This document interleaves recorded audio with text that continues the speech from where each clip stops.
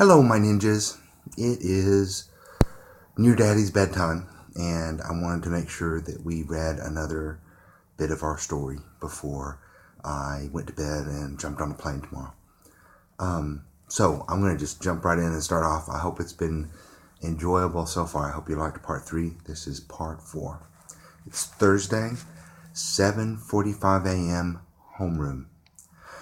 I took my seat beside Zoe again since the desk was open. She turned around immediately, wearing a stupid grin. I knew why she was grinning, and I couldn't help but return the dorky smile. "Did you find one?" Zoe whispered. I shook my head. "No, I looked all night in my yard. There were 1 billion 3-leaf clovers and a couple of 2-leaf ones. I even found a 5-leaf clover, but no 4-leaves. I'll have to spend the first half of gym class with my face buried in the grass, looking for one, I guess." She slammed a textbook down on my desk. Boom! It made enough ruckus that the entire class noticed. "Sorry," she said, embarrassed. "It's all right," said the homeroom teacher, as he continued making his announcements. "And the food drive total is up to over $3,000. All the cash and checks are sitting in the front office inside a plastic container for everyone to see. It's quite a spectacle, really. If we can fill 2 of those containers, we'll have made our goal of reaching $10,000. And you know what that means." "Class trip," the students said in unison. When the teacher started speaking again, Zoe turned around and opened the textbook to a page in the middle. At the center of the page were 2 4-leaf clovers. I'll show you what they look like. She pressed them in the book. That's pretty cool. You can do that sometimes with little flowers. Get them and put them in a book. I was shocked. I had a stinking magnifying glass when I searched for over 3 hours the night before. "How did you find 2 of them?" "I found them years ago," she whispered. "I've always had them." "Well, when you show them you have 2, they'll probably promote you immediately." Her jaw dropped and she gasped. "Are you stupid? One is for you. I brought it in case you couldn't find any." Obviously, I hoped that was the case, but I didn't want to be rude and assume it. I took it from the textbook and studied it closely. "Really? That's awesome. Thanks." "Best cousin ever, right?" I chuckled.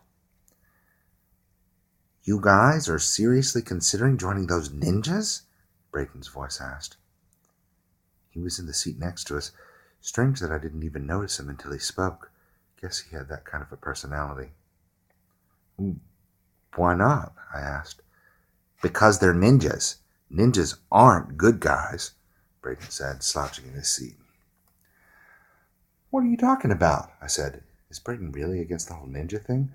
This from a boy who hunts werewolves and brags about it? "Ninjas are all about honor and helping people.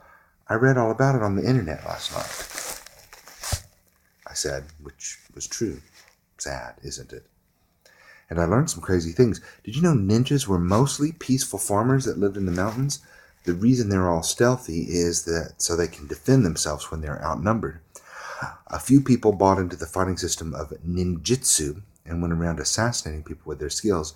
And you know what they say? A few bad apples spoil the bunch." Excuse me. "No," Braden said. "Real ninjas weren't bad guys by default, but the ninjas you're talking about joining are." I shook my head and said the only thing that came to mind. "Nuh-uh." Thursday, 10:35 a.m., gym class. Zoe and I sprinted toward the wooded area on the track as soon as we exited the gymnasium doors.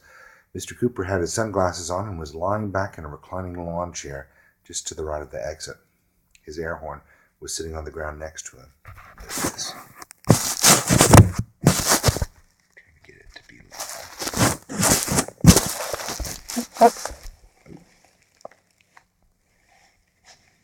Are we still on? Okay. I'm having technical difficulties. I think that's okay. We'll try it like that for a while. It was the 4th day I'd been in the school, and this was the position I was used to seeing him in. Lazy and uncaring. I think I'll be a gym teacher when I get older. Once we entered the trees, the ninjas were there waiting for us. I guess there wasn't any reason to sneak up or anything since we had an appointment. The shortest of the ninjas stepped forward. I assume you both have your clovers, otherwise it would be pea-brained of you to return here. At the same time, Zoe and I held out our 4-leaf clovers. Excellent, said the ninja. Eat them. Did he just say what I think he said? Was this kid crazy? But when I looked at Zoe, she was already chewing on hers. There was no way I'd be chewing it by my cousin, so I popped the thing into my mouth and started going to town on it. First, I expected the taste of dirt and grass, but was actually surprised. It wasn't half bad. It was sort of tart and bitter. It's possible that I'd even try it again someday. Sick, said the ninja with a laugh. I can't believe you guys did that. Zoe stopped chewing and looked angry. She spit out the clover and stepped toward the small ninja. I'm about to make you eat a mouthful of grass, you little... This is what her face looked like. She's kind of upset. The ninja put his hands up, chuckling. Wait, I'm sorry. It's cool. You guys are in the clan. Seriously, you're in. Zoe perked up. Really? Because you just made me eat a clover. I don't know why Zoe minded. I was still chewing on mine. So we're in? The ninja pulled the black mask off his face. I gulped the clover down as soon as I recognized the kid. It was Wyatt, the short guy that we saw standing alone the other day. Wyatt? Zoe asked. You're the ninja leader? I am, he said, nodding, and the two of you are our newest recruits. I almost jumped with joy, but I'm not so sure a ninja would hop up and down when they were happy, you know? Nice, I said. So, what's next? Wyatt walked past us. The other ninjas remained in place in the woods, watching as he neared the edge, and continued speaking. Now there's just one more test to pass. But you just said we were in. Zoe grunted with her arms full of in is in, isn't it? Sort of, Wyatt said as he parted some leaves, but you have to show your allegiance to the clan so that we know you're dead serious. Oh no, this is what I feared. He was going to have us kill someone. You must perform a final task, Wyatt said, studying the other students walking the track on the outside of the woods. One that's incriminating. I don't think I can kill someone. Wyatt looked over his shoulder at me. Are you nuts? Kill anyone? What's the matter with you? I stared at the ground, embarrassed of opening my big mouth.